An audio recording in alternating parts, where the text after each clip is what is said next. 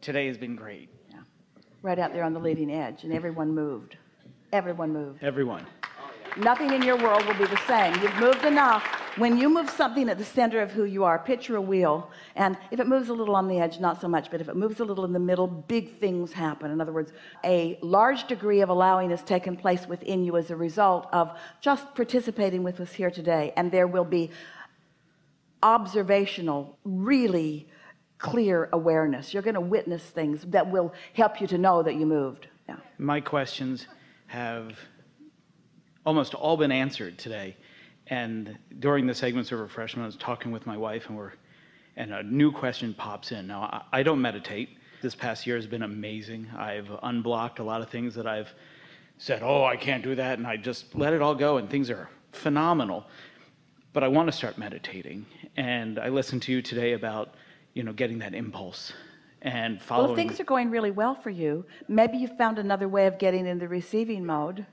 Don't be so quick to say you need to do something that you're not doing. If things are going really well, it's a really good indication that you're in the receiving mode a lot. Esther walks around in the receiving mode. She doesn't have to be in meditation to be in the receiving mode. The appreciation mode is the receiving mode. The joyful mode is the receiving mode. When you are feeling exhilarated, that's the receiving mode. Sometimes people get out and take a good run. We were talking to our athlete friend about it, and they get into the zone, they're in the receiving mode. In other words, there are a lot of ways to get there. Meditation is just a really surefire way to get there. I think the question came to me, it was, inspired by the conversations we've had today. The impulse, and I know a lot of people here, we all have jobs and we work for a living to enjoy life and things like that, but if we get that impulse, can we say, I want to do that, but I've got to go to work? So when do I get back to the impulse? Is it something we have to do right then and there? Well, the thing about the impulses that are coming from Source, they're always applicable in this moment, or Source wouldn't give it to you. Source has sized everything up. Source knows exactly where you stand in relationship to everything you want, and Source isn't looking to get you fired. If you've received it, then it is applicable now. Because Source isn't talking to you what you're going to do down the road or tomorrow or the next day or even this afternoon. It's coming right here and now. It's coming now. It's now. Esther went with Jerry. He liked to fish in streams. And they went to Montana. The Bitterroot River was one of his favorite streams to fish on. And he knew where all the fish were. He'd say to Esther, there's one over there, and he'd cast over, and he'd have a fish. And there's one over there, and he'd cast over there, and they'd have a fish. But one of the things that he liked most to do is he'd take his rod and his creel, and he'd roll up his pants, and he would run down the rocks in the river. And Esther watched him, and it was like the rocks appeared beneath his feet. How he could do that, and Esther would attempt it. She was always wet to her waist because she didn't believe the rocks would be where she wanted them to be, and she didn't believe that her feet would be stable beneath them, and she fell on her butt many times in the water. But Jerry had been doing it for so many years that he just believed that whatever he needed in regards to that would be right there where he needed it to be when he needed it to be there. And this is the way that we want you to think about the information that is coming from your inner being. Your inner being knows where you stand, knows what your capabilities are, know the way your mind works, knows what you want, and knows what the path of least resistance, your path of least resistance is. And you can trust that when that thought comes from the receiving mode. And how are you going to know? How are you going to come to know? Well, if we were standing in your physical shoes, we'd receive some thoughts and we'd act on them, and we'd see if they are received from inner being or if they're received from somewhere else. The stuff that turns out good, you can be pretty sure was inspired. And the stuff that's turning out not so good, maybe it wasn't so inspired. You see what we're getting at? So what was your question? What was the new question? The new question is when you get that impulse, is it time to act on that immediately or put it off? And you've answered that. So. All right, so you're driving down the road and you get an impulse to change lanes. Nothing makes Esther more mad at herself, and we don't encourage her to be mad at herself, but this makes her mad at herself. She gets an impulse, she doesn't act on it, and then the reason for the impulse becomes obvious. Have a feeling I should change lanes. Oh, well, I don't think I will. And then you get rear-ended and you think, that impulse was probably a pretty good idea. Next time I'm going to act on it more efficiently. So we want to leave you with a point of focus. really ties into this whole conversation. It ties in with this new leading edge question that you've just asked.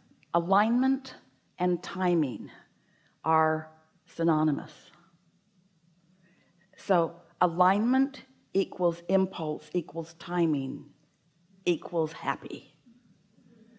That's timing, and your inner being is the master of timing, because there's so many things you could do and it's just endless. But when you get an impulse, and the more often you do it, the more you'll feel like doing that, until you can go through a day where everywhere you go.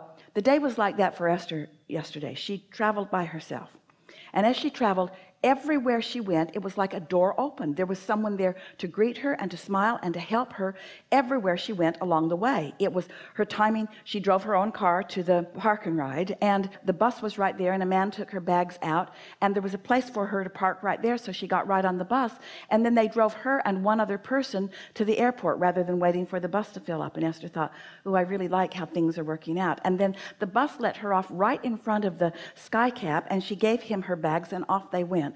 And she got right to the gate in the most comfortable fashion. Everything about it was just unfolding perfectly. And then she had this wonderful flight, 2 wonderful flights, and when she got to the baggage claim, her driver was not there. He was not there with his sign, and he wasn't answering the number that she'd been given.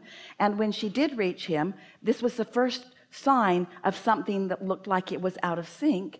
The driver said, I'm supposed to be there at 2:30, right? And Esther said, well, my note says 2 o'clock, and I am here. And how long will it take you to get here? Well, let me call you back. And he called back, and now he's kind of making up some reasons that he can't be there. And Esther said, it's all right, I'll just take a cab.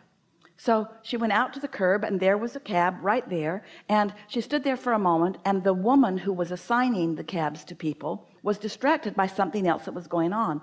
And for just a moment, Esther thought, you really should pay attention to me, because your job is me. But she was doing something else. And so a cab driver who was sitting right there saw Esther sitting there, and he came and undid the rope and escorted Esther to his cab. And he got in trouble for that, because that's not his job. But as Esther got into the cab, she said to him, well, that was very nice, thank you very much. And then they began talking about the most wonderful things.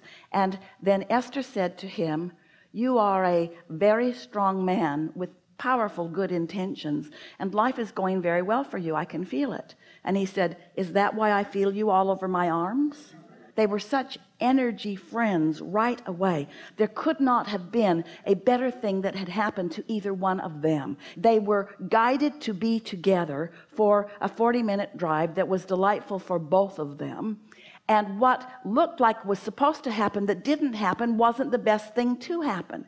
And after a little while of just relaxing and taking it as it comes, and trusting that the universe is always doing what's best for you, and let that be your default decision about things, that things are working out for me. No matter how it looks, things are always working out for me, no matter how it looks. And to the degree that I allow it here and now, to the degree that I am willing to look for things that are satisfying here and now, then there's no end until you feel like you've been on a magic carpet ride. Like, could this day have been any better? Could I have had better timing? Could I have had more pleasure? Could I have had more satisfaction? Could I have had better timing? And the answer to that is yes, probably, but this was really, really, really, really good. In other words, the more you acknowledge the good timing, the better the timing continues to be.